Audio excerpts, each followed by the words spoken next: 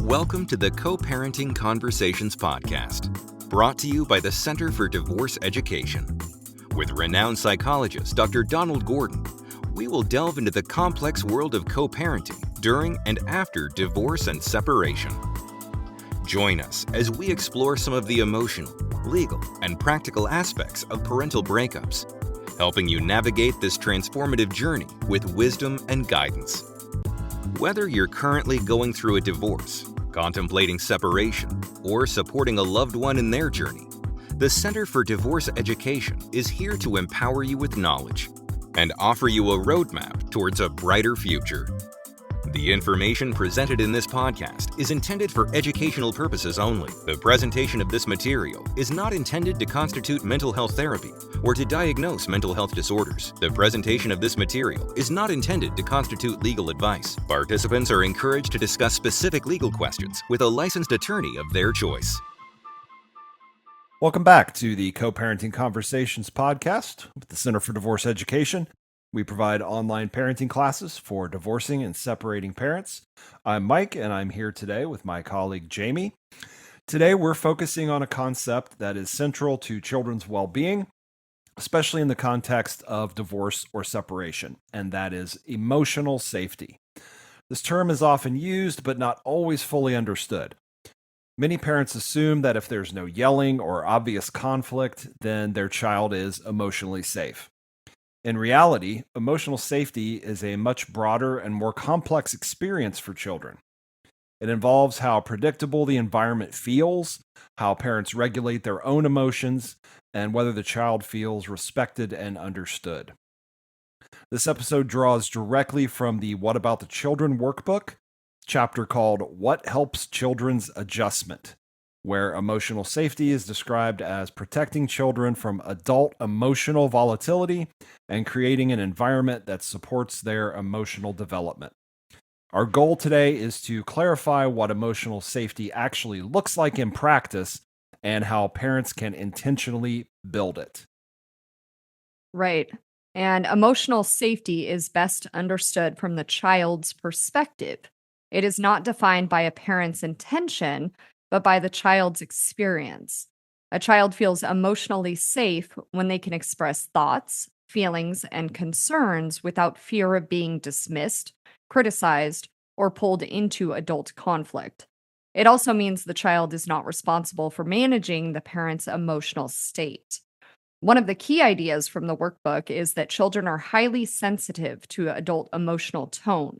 Even when conflict is not directed at them, they absorb tension, inconsistency, and emotional unpredictability. And over time, this can lead to anxiety, withdrawal, or attempts to manage the environment themselves. So emotional safety requires more than just avoiding negative behaviors. It also requires actively creating conditions where children feel stable, secure, and emotionally supported. A central component of emotional safety is protecting children from adult emotional volatility. This does not mean that parents must suppress all emotion or appear calm at all times. Rather, it means that emotional expression is regulated, appropriate, and does not place undue burden on the child. Volatility includes patterns such as sudden anger, frequent frustration, or noticeable shifts in mood that are unpredictable. Even if these reactions are not directed toward the child, they create an environment where the child must remain alert and cautious.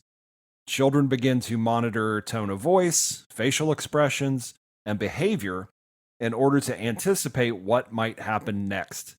This kind of vigilance can interfere with their ability to relax, focus, and engage in normal developmental activities. From a practical standpoint, emotional safety involves the parent taking responsibility for their own emotional regulation. This may include pausing before responding, stepping away from a situation when feeling overwhelmed, or choosing to address conflict privately rather than in front of the child. The goal is not perfection, but consistency. When children experience a parent as generally steady and predictable, they are more likely to feel secure. And it's also important to recognize that children often internalize adult emotional volatility, even when it is not explicitly directed at them.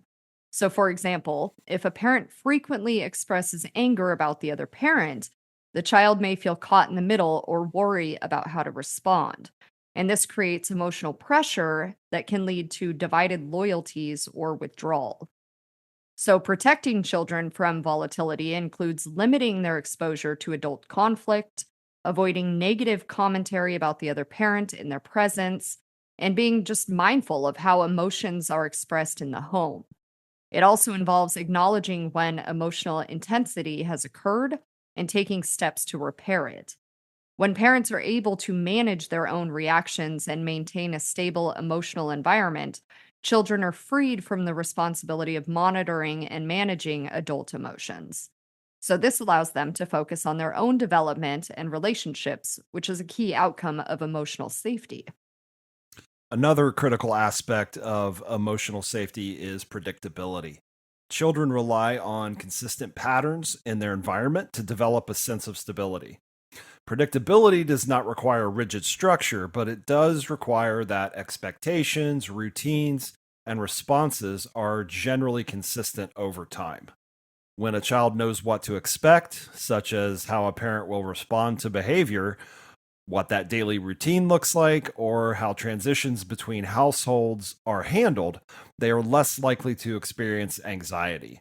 In contrast, inconsistent responses or unclear expectations can create confusion and insecurity. Example: if a behavior is ignored one day and then punished the next day, that child does not have a clear understanding of boundaries. This unpredictability can undermine their sense of safety.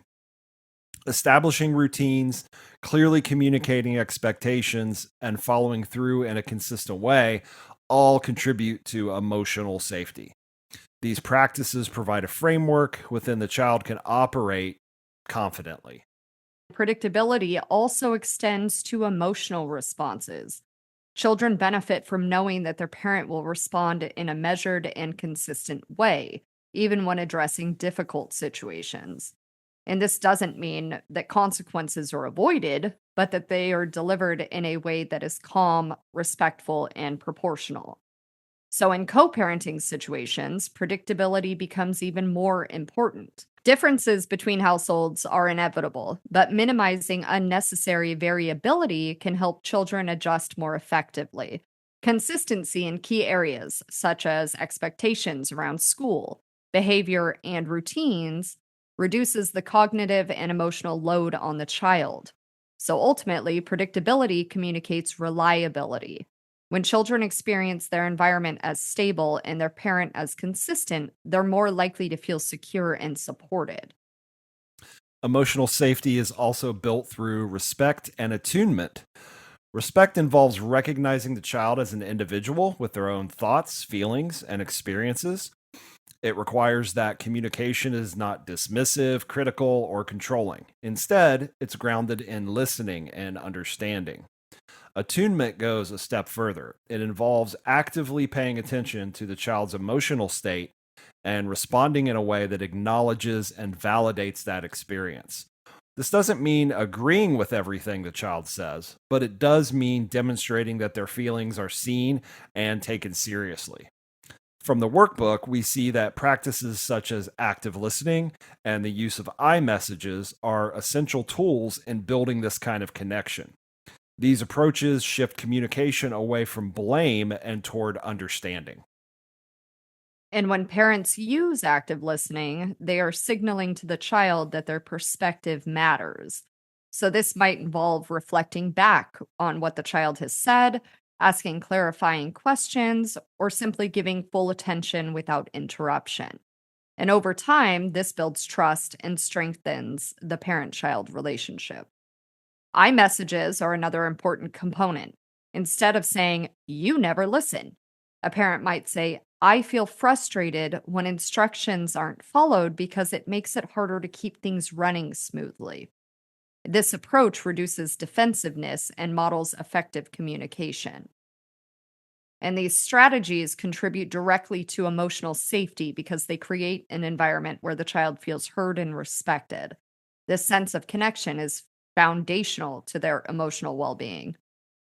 An important point to emphasize is that emotional safety does not require perfection. All parents will experience moments of frustration or make mistakes in how they respond. What matters is how those moments are addressed afterward. Repair is the process of acknowledging that something went wrong and taking steps to restore the relationship. This might involve apologizing, clarifying what happened, and reassuring the child.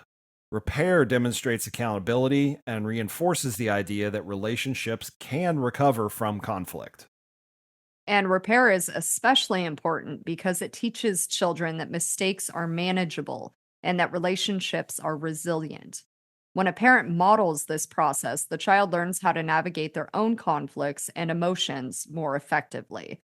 It also reinforces emotional safety by showing that even when something feels uncomfortable or upsetting, it will be addressed in a constructive way.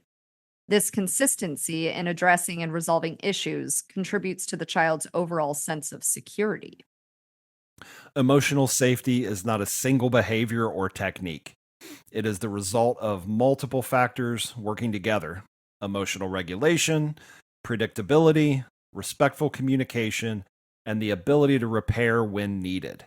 When these elements are present, children are more likely to feel secure, develop healthy relationships, and adapt effectively to changes in the family structure.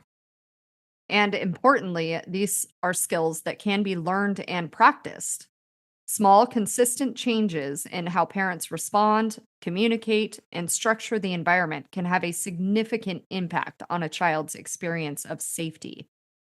So don't forget to subscribe so that you never miss an episode. We've got more conversations ahead, all focused on helping you create the kind of steady, emotionally safe environment for your kids to thrive.